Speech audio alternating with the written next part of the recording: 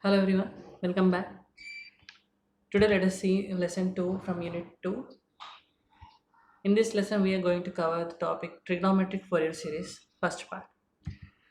From this lesson students will be able to represent the Fourier series in trigonometric form and able to derive the condition for obtaining Fourier series in a trigonometry. So let us consider periodic signal of x of t, which is a sinusoidal. X of t equals to a into sine of omega naught t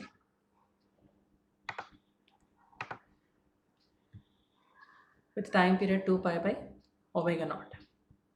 Okay, as you know, the sum of two sinusoids is periodic provided the frequency are integral multiples of fundamental frequency omega naught.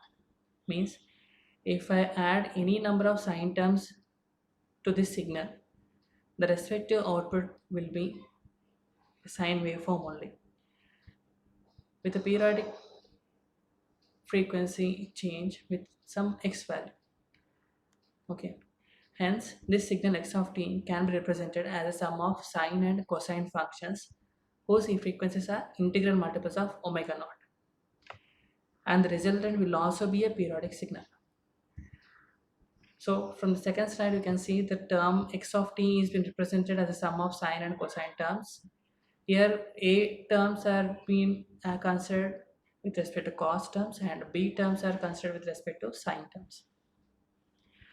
And here the value or the maximum value here considered to be k, means we are considering some integral multiples k times integral multiples of omega naught. So the terms will be a naught to ak for cos terms and b1 to bk for sine terms. Though if we consider for b naught, the resultant of sine term of that respective frequency will be 0. That will be discussed in the last slide. So as we go on, so presently a naught is the only term that is considered for n equal to 0 and the remaining terms for n equal to 1 to k. An cos omega naught nt plus bn sin omega naught nt is a common term that here considered with a summation. Okay. Now let us check whether the signal is periodic or not. Though we are mentioning that integral multiples of frequency omega naught are also periodic, we need to prove that whether they are periodic or not. So for periodic condition, as we know, we need to change the time from t to t plus t. So here also we are considering, if I consider the change in time small t with t plus t, so x of t plus t will be, when I apply, the right hand side will be changed. The small t will be rewritten with t plus t, both for cos term and as well as sin term. Here you can see. Okay. After expressing the t term with respect to 2 pi omega naught, as we earlier discussed, the time period is 2 pi by omega naught. So 2 pi by omega naught is a common time period for representing capital T. So as we express the equation with t and rewriting the equations, we get the cos term as cos omega naught nt plus 2n pi and sin term as sin omega naught nt plus 2n pi. 2n pi indicates a 360 degrees, so there will be no phase shift and the remaining resultant, either with the cos or either with the sine, will be the same. So cos omega naught nt will be the resultant for sine term and for cos term, and sin omega naught nt will be the resultant for the sine term. Okay. Here the terms cos of omega naught nt plus 2n pi nothing but, if I consider n equals to 1, the term will become cos of 2 pi plus omega naught t. 2 pi indicates 360 degrees, means you think can be considered as a 0 or 360 degrees. Hence the resultant, as you know, cos of 2 pi plus theta is nothing but cos theta. Similarly, sine of 2 pi plus theta is also sine theta. So we are getting the same resultant as we are shown here.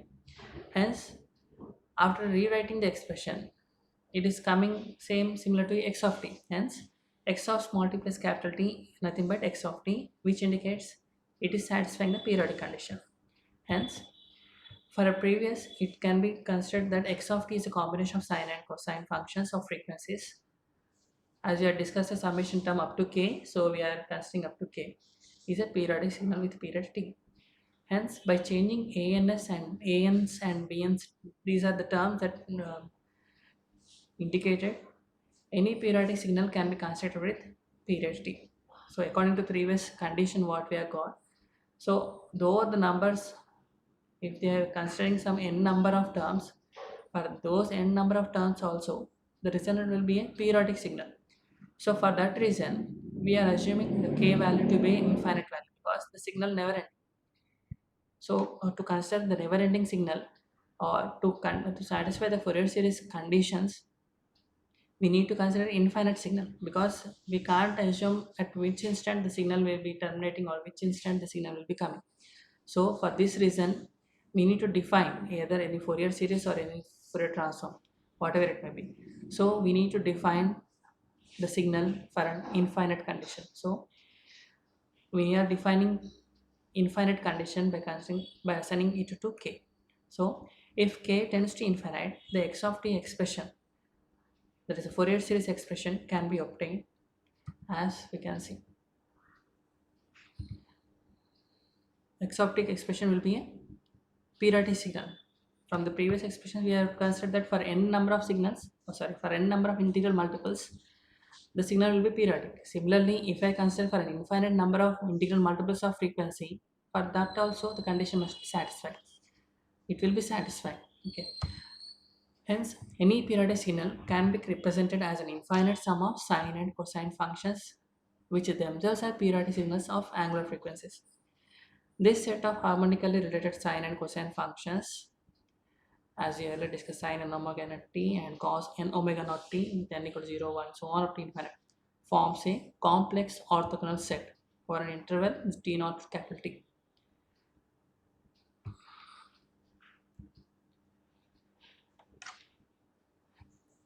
From the previous slide, we can conclude that the infinite series of sine and cosine terms of frequencies 0 to k omega naught is known as trigonometric form of Fourier series and can be written as summation equal to 0 to infinity n cos omega naught t plus bn sin omega naught n t. If I rewrite n equal to 0 term separately, I get a naught term, whereas b naught bn term, if I replace n with 0, the sign term will become 0. Hence, the bn or b suffix 0 will be 0. Hence, we are not considering the b0 term. We will get only a0 term, and the remaining n value with 1 to infinity can be written separately. Though we consider the previous expression, this n equal to 0 to infinity for both an and bn, though we write, we get same expression only. So here we can express it with depending on the parameter of n value.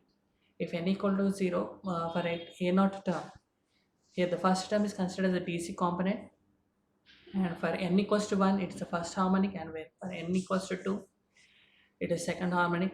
It is sorry, here you need to represent a suffix 2 and b suffix 2, and similarly for if I represent n value, it considers nth harmonic. So for this reason, this Fourier series or Fourier analysis can be also be considered as a harmonic analysis. So in the last condition is already discussed, b not equal to 0 for n equal to 0, that is not written in the x of t expression. Okay, that's all right now. That concludes our lesson 2. We'll meet in the lesson 3. Thank you.